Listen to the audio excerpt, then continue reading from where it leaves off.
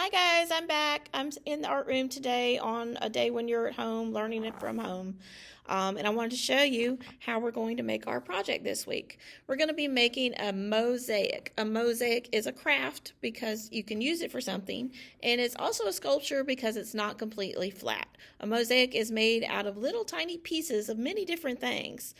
The ancient Romans and Greeks made the very first mosaics that anybody knows about, and they made them out of pieces of rocks and stones, and they glued it together to make beautiful pictures. Like here is an ancient Roman mosaic that was made from rocks and stones.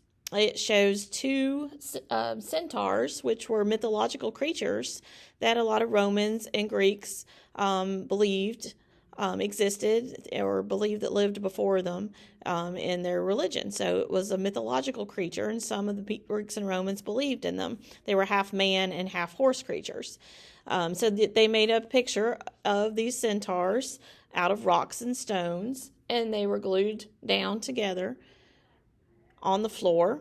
So it was a floor mosaic. Some of the mosaics were made on walls or on ceilings too, and their homes were decorated with these beautiful rock and stone mosaics that Romans and Greeks made. Sometimes they made mosaics that showed animals as well, not mythological people or gods or creatures, but just animals. And a lot of the Greek and Roman people believed an animal was a symbol for their family, so they would choose an animal that represented something about their family, like how fast their family was. They might have chose a cheetah or a leopard like this to show how fast or quick their family was, or athletic. They might have chose an owl to show how smart their family was, or an eagle to show how bold or regal their family was. So there's a lot of different reasons why families chose animals for their animal symbol.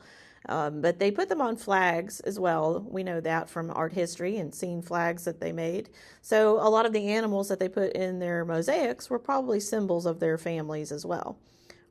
So this is a leopard or a cheetah in this mosaic. It was also a floor mosaic where you could see the rocks and stones that they used to make the design. A lot of these mosaics were destroyed in battles. So the Romans were conquered. Their beautiful, wealthy city was destroyed during the Christian Crusades. And a lot of the buildings were knocked down, and the mosaics that they made out of rocks and stones were on the floors, and the walls were either knocked down or things were knocked down on top of them. And then art historians went back later, people who study art and art history, and they recovered these. They cleaned them up, they uncovered the rubble off of them and found them, and then they cleaned them up, and we now have pictures of them, and some of them are in museums. I saw some Roman mosaics at the Baltimore Museum of Art over the summer when I was on vacation, and they were hanging on the wall, and they were really big, made out of rocks and stones, and they put them in a frame on the wall. It was beautiful.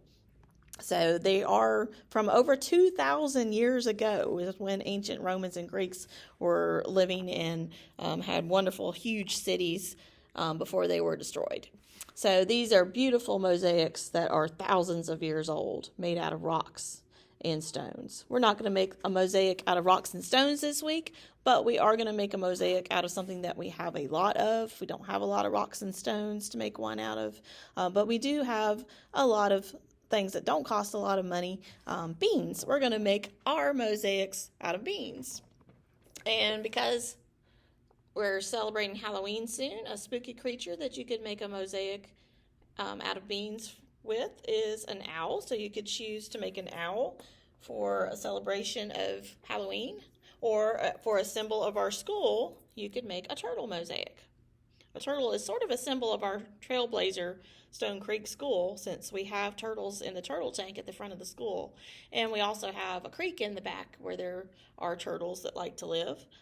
So you can make a turtle mosaic, or you can make an owl mosaic, and we're going to make it out of beans. So we're going to use the beans in the same way that ancient Romans and Greeks used rocks and stones. You make mosaics out of many other things too. Here is a modern artist who's alive today and making mosaics out of recycled materials. So he's finding cardboard and plastic and paper and painting the different pieces of things that he's using and making mosaics. This one's a portrait that he made, and here's the artist. Jason Dussault is the artist.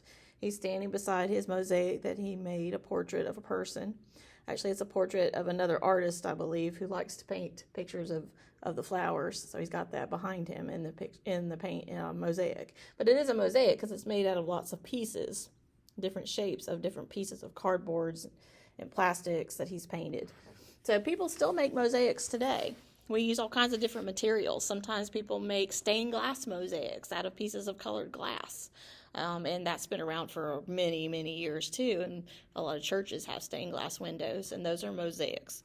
So we're going to make a picture like that, a mosaic made out of little tiny pieces. And when you have little tiny pieces of something, those little pieces are shapes. Some of the shapes are shapes that we know, that we recognize when we see them. The geometric shapes are the ones that have a certain way they look. Like here are some geometric shapes. And we know some of these geometric shapes from our math classes. We know how many lines or how many sides, how many angles, what they look like. So we're going to be we're going to be using shapes. Some of the beans might be in the shape of an oval.